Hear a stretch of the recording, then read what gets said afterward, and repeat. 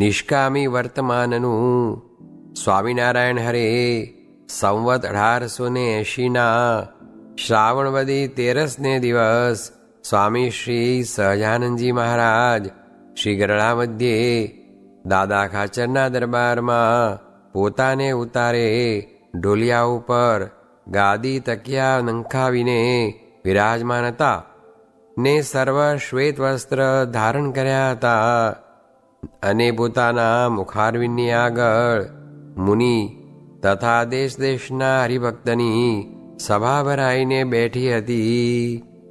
પછી શ્રીજી મહારાજ સર્વે સંત તથા સર્વે હરિભક્ત પ્રત્યે એમ બોલતા અવાજે, પ્રથમ અમે અમારા અંગની વાત કહીએ, પછી તમે સર્વે પોતપોતાનો જે રીતે મોક્ષ માન્યો હોય તથા અમે આવી રીતે વર્તશું તો આ લોકમાં અને પરલોકમાં ભગવાન અમારી ઉપર રાજી રહેશે એમ જે માન્યું હોય તે કહેજો.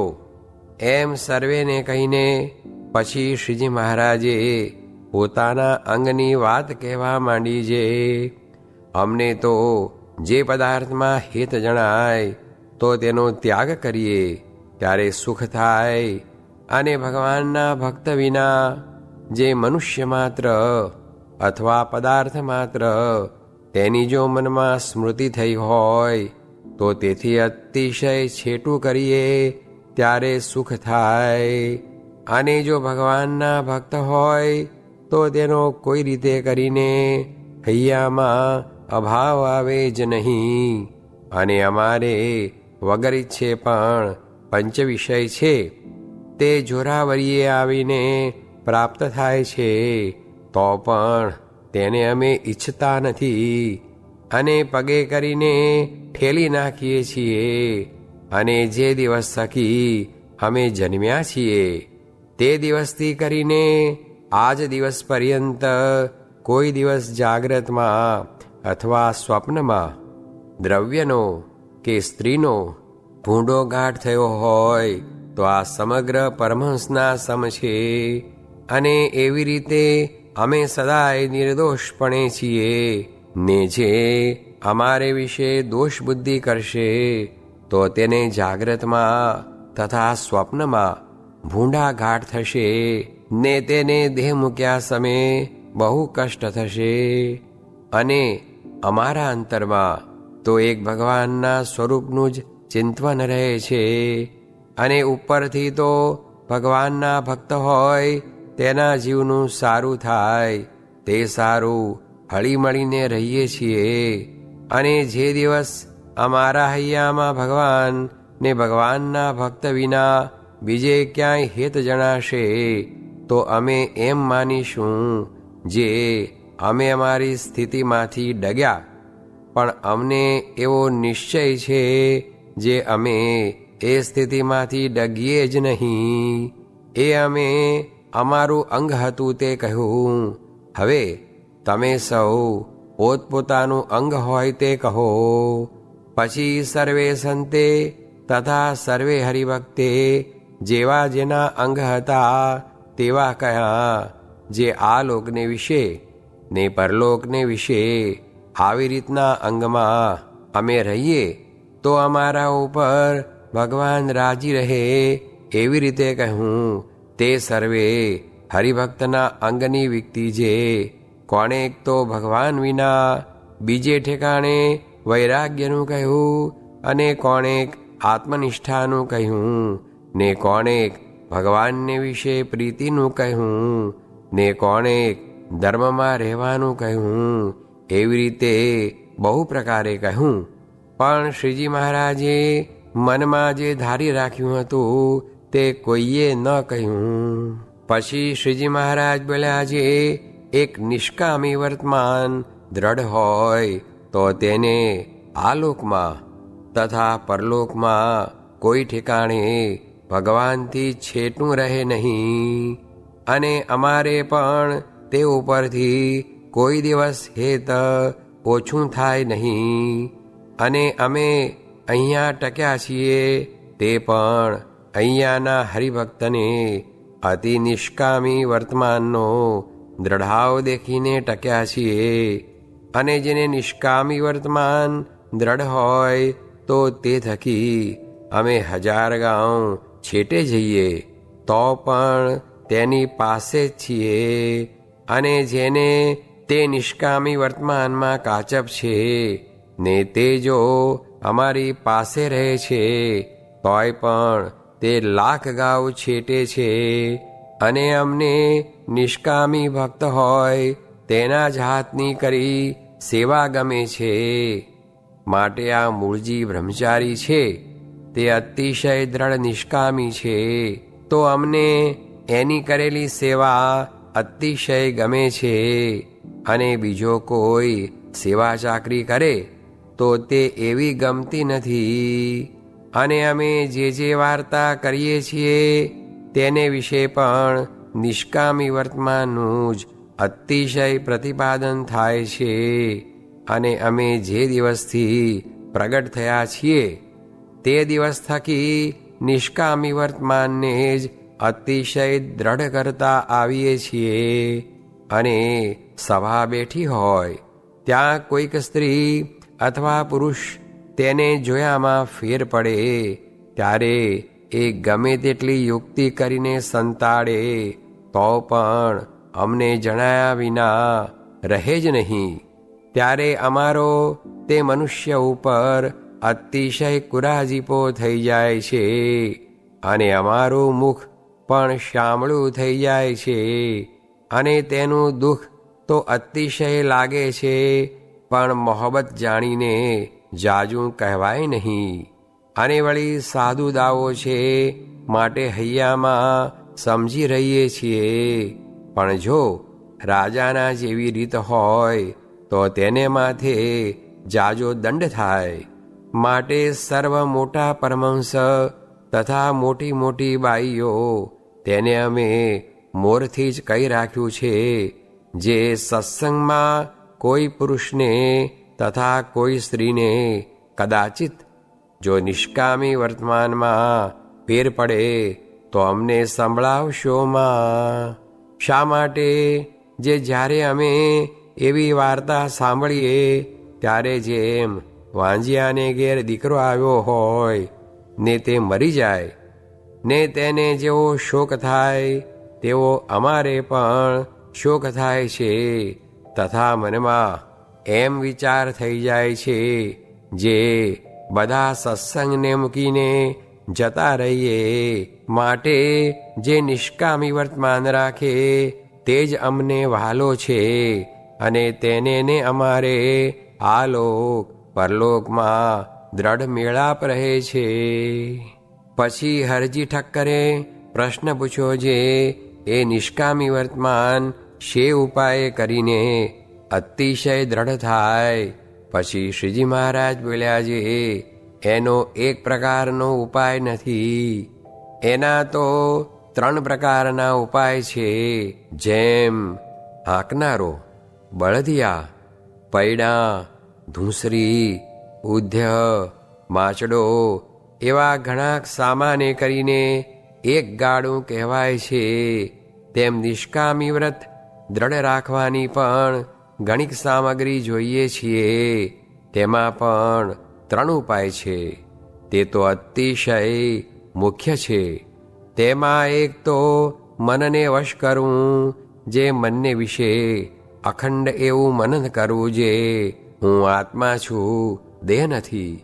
ને ભગવાનની કથા શ્રવણાદિક જે 9ધા ભક્તિ તેને વિશે મનને અખંડ જોડી મેલવું, પણ ક્ષણમાત્ર મનને નવરું રહેવા દેવું નહીં. જેમ કોઈક પુરુષને ભૂતવશ થયો હોય તે જ્યારે કામ ન બતાવે ત્યારે તેને ખાવા તૈયાર થાય, તેમ આ મન છે તે પણ ભૂત જેવું છે. તે જ્યારે ભગવત ભક્તિમાં ન રાખે ત્યારે અધર્મના ઘાટ ઘડે, ત્યારે એ ભૂતની પેઠે જીવને ખાવા તૈયાર થયું કહેવાય. માટે મનને અખંડ ભગવાનની કથા કીર્તનાદિકમાં જોડી રાખવું એટલે એ મન વશ થયું કહેવાય.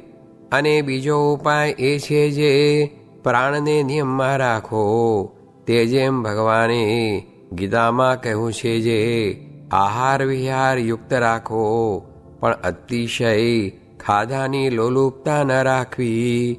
એવી રીતે વર્તે ત્યારે પ્રાણ નિયમમાં થયો કહેવાય. અને પ્રાણ નિયમમાં ન કર્યો હોય તો ખાધાની બહુ મનમાં તૃષ્ણા રહે. પછી અનંત પ્રકારના જે રસ તેને વિશે રસના ઇન્દ્રિય છે તે દોડતી ફરે, ત્યારે બીજી ઇન્દ્રિયો વશ કરી હોય તે પણ સર્વે મોકળી થઈ જાય. માટે આહારને નિયમમાં રાખીને પ્રાણને નિયમમાં કરવો. અને ત્રીજો ઉપાય એ છે જે આ સત્સંગને વિશે જેને જેને જે નિયમ કયા છે તેમાં દેહને રાખીને દેહને નિયમમાં કરવો. એવી રીતે એ ત્રણ ઉપાયને જે દ્રઢ રાખે તેને નિષ્કામી વર્તમાન અતિશય દ્રઢ થાય છે. અને એને વિશે એમ ન જાણવું જે એવી રીતે રાખવું ઘણું કઠણ છે. કેમ જે સાધુ જ હોય તેને તો એમ રાખવું કાંઈ કઠણ છે નહીં. અને સાધુ હોય તે તો કામ ક્રોધ લોભાદિક શત્રુનું બળ હોય તો પણ ભગવાનને રાજી કર્યા સારું તેનો ત્યાગ કરે ત્યારે જ એ પાક્કો સાધુ કહેવાય. અને મનુષ્ય દેહ કરીને ન થાય એવું શું છે? જે નિત્ય અભ્યાસ રાખીને કરે તે થાય છે. જેમ કૂવાના કાંઠા ઉપર મહાકઠણ પથ્થરો હોય છે તેને વિશે નિત્ય પાણીને સિંચવું, તેણે કરીને નરમ દોરડી છે તે પણ કાપા પાડે છે. તેમ જે સાધુ જ છે ને તે જે સ્વભાવને ટાળવાનો નિત્ય અભ્યાસ રાખશે તો તે સ્વભાવ ક્યાં લગી રહેશે? એ તો નિશ્ચય નાશ પામશે. માટે જેને નિષ્કામ વ્રત રાખવું હોય તેને કહ્યા એવા જે ત્રણ ઉપાય તે દ્રઢ કરીને રાખવા. ઇતિ વચનામૃતમ. એ રીતે ગરડા મધ્ય પ્રકરણનું 33મું વચનામૃત જે તે થયું. આ કારખાના જો 1 વર્ષના કરીએ તો 2 વર્ષના ઊભા થાય, ને 2 વર્ષના કરીએ તો 4 વર્ષના ઊભા થાય એમ છે. ને સૌ મંડીએ તો જૂનાગઢથી વડતાલ સુધી સડક બાંધી દઈએ, તે છાંયડે ચાલ્યા જઈએ, તે તડકો જ ન લાગે, પણ વાતું કરવાનું ને સમજવાનું છે તે રહી જાય. ને ભગવાન વિના તો આત્મજ્ઞાન વૈરાગ્ય ને ધર્મ એ સર્વે અભદ્ર છે, કોઈ કલ્યાણ કરતા નથી. સ્વામિનારાયણ હરે સ્વામીએ વાત કરી જે કાં તો અષ્ટાંગ યોગ ને કાં તો રોગ, તે વિના અંતરનો મેલ જાય નહીં. તે ઉપર એક ભક્તનું દ્રષ્ટાંત દીધું જે રોગ આવી ગયો તે પછી સારું થયું. સ્વામિનારાયણ હરે સ્વામીએ વાત કરી જે કોઈક મરે ત્યારે કાંઈક થડકો થાય ને પછી આ લોકમાં પદાર્થ મનુષ્ય રૂપિયા એ આદિકને દેખે તે પાછું ભૂલી જાય. ને જે જ્ઞાની હોય તેને તો નિરંતર એમ વર્તે ને આજ્ઞા પાળવી પણ લોપવી નહીં. તે આજ્ઞા મુખ્યપણે તો ધર્મામૃત, શિક્ષાપત્રી ને નિષ્કામ શુદ્ધિ એ 3 ગ્રંથ પ્રમાણે વર્તવું, ને મોટાનો સમાગમ કરવો ને સેવા કરવાનું કહે છે. તે સર્વમાં મુખ્ય સેવા તે શું? જે મોટા એકાંતિકની અનુવૃત્તિ મન કર્મ વચને રાખવી એવી બીજી કોઈ સેવા નથી. સ્વામિનારાયણ હરે સ્વામીએ વાત કરી જે બીજાને તો કામ પીડતો નથી ને મને એકલાને પીડે છે, અને બીજાને વિશે તો એકે દોષ નથી, મારે વિશે જ છે એમ ન સમજે ને બીજાના જોવા માંડે તો પણ ભૂંડું થાય. સ્વામિનારાયણ હરે સ્વામીએ વાત કરી જે હરિશંકરભાઈએ પૂછ્યું જે લોકમાં તો આપણને એમ કહે છે જે એ તો નિંદા બહુ કરે છે ને જૂઠું બોલે છે, માટે અકલ્યાણ થશે, તેનું કેમ સમજવું? ત્યારે સ્વામીએ કહ્યું જે જૂઠું બોલે તો સામું કલ્યાણ થાય છે ને એ તો ભગવાનની જુક્તિ છે.